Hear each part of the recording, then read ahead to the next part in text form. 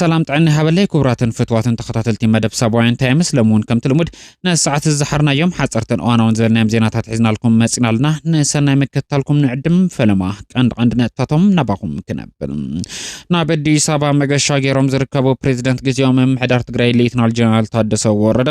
كن عدو زغباوم አዎንታው ስራሕ ከም ሰርሑ ተገሊጹሎም እዚ አዎንታው ተግባር ነትግራይ እንተ ዓይነት ተስፋ ከምጽዮ ብሰፊሕ ናባኹም ክነብሎ ኢና ብኻሊ ወገን ኢትዮጵያ ኣብ 2026 ከቢድ ቅልውላው እትእንግድ ሃገር ምዃና ተጠቂሱ ካብ ዓለምና እውን ኣብ መበል 4ይ ደረጃ ዝተቐመጠት እንትትከውን ምስን ሱዳንን ጋዛን ደቡብ ሱዳንን ዘስርዓ እዚ ሓደገኛ ቅልውላው እንተኣዩ ክትሰምዕዎ ኢኹም ንስድራ ስዋዕትን ሓርበኛታት ትግራይ እውን ኣብ ወረዳ ብርገሌ ጭላ ዝተገበረ ድጋፍ ሓዊሱ ኣብ ወረዳታት ኢሮፕ ዝተፈጸመ አዎንታው ተግባር እውን ኣብ ምድላውና ክትረኽቡ ኢኹም ላይክ ኮሜንት ሼር ሰብስክራይብ ምግባር ከዝንጉዑ በብዘለኹም ሰናይ ጻንሕ ትግበረልና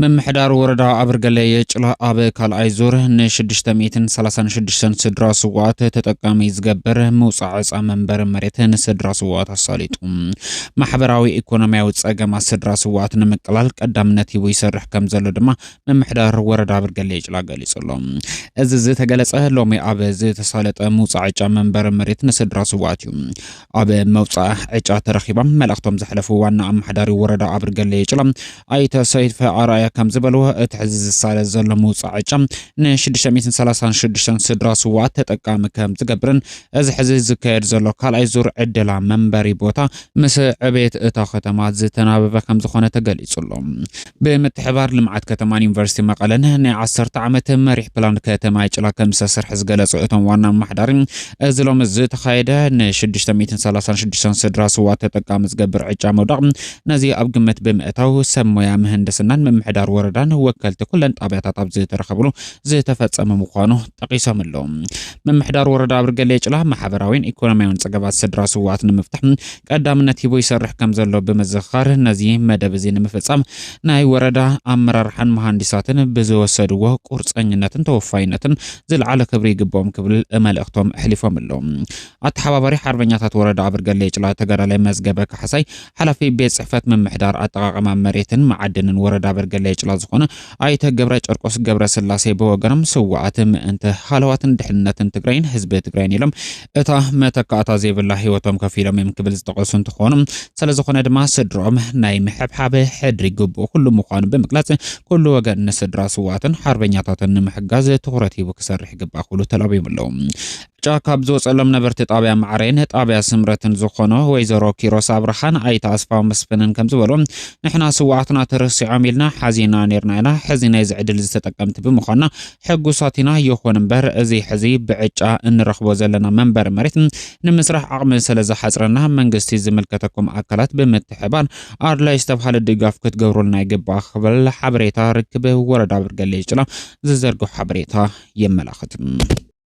سيم إثيوبيان هيلوينج إثيوبيا زتفخالو تكالات جبرت سنة نزخبو كل مداوي نصح حكمنا قلقالوت محبرسب إيروبيان عدا أقربهم قرشيخون بخالوت مخنت محكم سينوم نزنبرو صقومات محبرسب مأخر جرم مطبحت حكمنا محصنسنسنك قليل مطبحت حكمنا ناي عبيتي أنا أشتي ناوشت دروي حكمنا سنه نعين حكمنا كمون الدحر مرمرا نص مدحنيت بمعدال يوم قلقالوت كهبو كم زخالو استتقسم أب ما بعتو هوسبيتال دوحان ميديكال دايركتور ايت حايشه حليبه كاب على 6 اسك 10 تحساس 2018 عام تمرت كاب 350 اسك 400 تحكمتي ان انا قدو يسرحون زلو جبرت سناي امسجنهم لهم بسيخمون مستناي بعل مويا زلنا حسرتن محبرسبون من زلو صقم حكمنا رحقن تتحيزو صبق زبحال حاجز تمكرو سمويا حكمنا ترخيبو لكل طريسم لهم تولرتن فتوتن ايروب حاجزنا وتحكمنا كجبرنا كمون بيرو عنا كل ክልል ትግራይ ነዞም ገበርቲ ሰናይ ኣብ ወረዳና ዘሎ ጸገም ተረዲኦም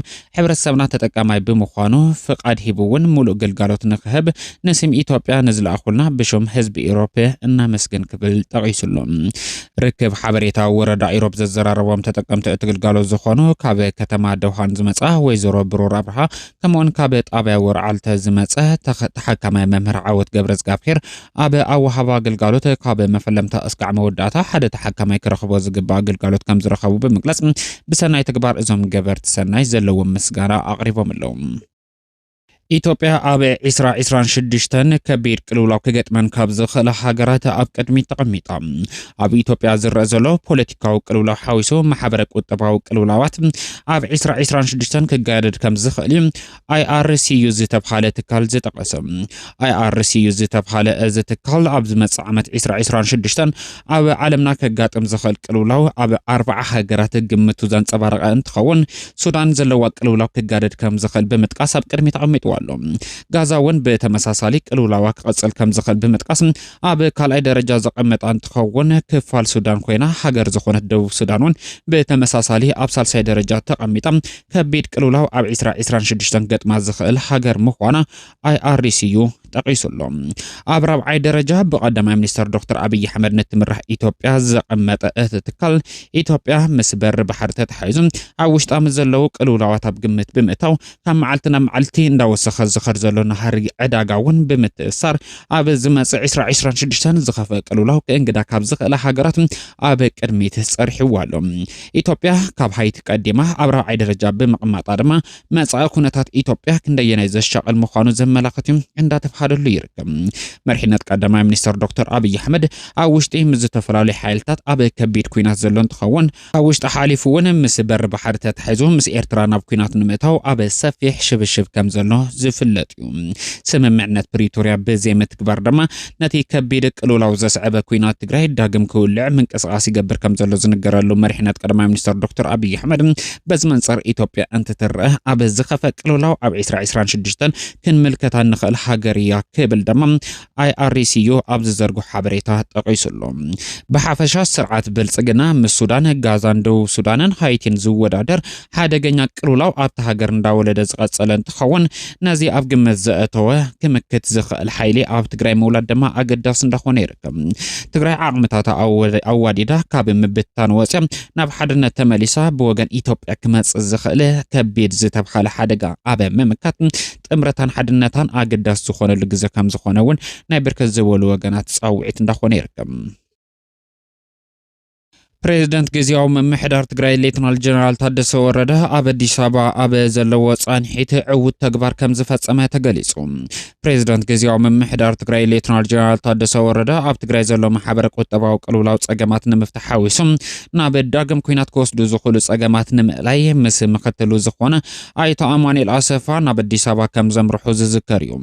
ኣብ አዲስ አበባ ኣብ ዝህልዎም ጻንሒት ውን ኣብ ትግራይ ዝረአ ዘሎ ጸገማት ንምእላይ ናብ ኩናት ከምርሕ ዝኽእል ውጥጥ ፌደራል መንግስትን ትግራይ ንምእላይ ብሰፊሑ ክመኽሩ ትጽቢት ከም ዝግበር እዩ ዝተጠቐሰ